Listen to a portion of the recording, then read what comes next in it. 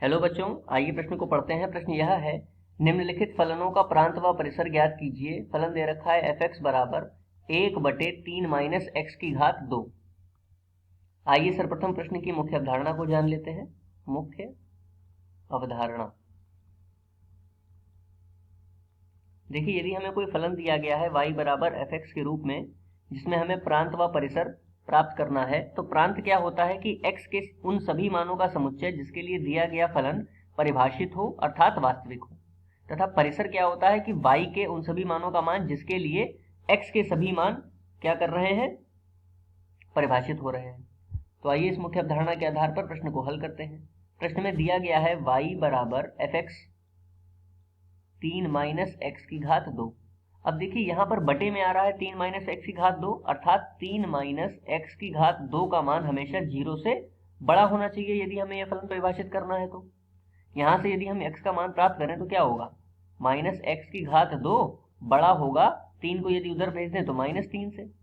अब -1 से यदि हम दोनों पक्षों में गुणा करें तो गुणा करने के पश्चात ये जो चिन्ह है ये परिवर्तित होकर के उल्टा हो जाएगा, यानी कि छोटा हो जाएगा 3 से। अब यहाँ पर x का मान प्राप्त करें तो क्या आएगा, प्लस माइनस वर्गमूल में 3, यानी कि x का मान कहाँ से कहाँ तक हो सकता है, +3 से प्लस वर्गमूल 3 से माइनस वर्गमूल 3 तक। अब ये मान यहाँ पर सम्मिलित नहीं है तो ये खुले अंतराल में लिखेंगे माइनस वर्गमूल 3 से लेकर प्लस वर्गमूल 3 तक। तो ये क्या हो जाएगा, हमारा प्रांत हो जाएगा इस फलन के लिए। अब इसके पश्चात परिसर की बात करते हैं। परिसर के लिए क्या करेंगे, देखिए हम जानते हैं कि x की घात 2 हमेशा बड़ा होगा 0 से या फिर बराबर होगा 0 के। अब यदि हम दोनों पक्षों में -1 से गुणा कर दें तो हमें क्या प्राप्त होगा, माइनस एक्स की घात 2 छोटा या बराबर होगा 0 से, क्योंकि 0 में तो यदि हम किसी भी संख्या की गुणा करें तो क्या होगा, कोई अंतर नहीं आएगा। अब दोनों पक्षों में यदि हम 3 को जोड़ दें तो हमें क्या प्राप्त होगा, 3 माइनस एक्स की घात 2 छोटा या बराबर होगा 0 + 3 अर्थात 3 से। ऐसा हम इसलिए कर रहे हैं ताकि हम इस मान को y के रूप में, y के पदों में लेकर के आए।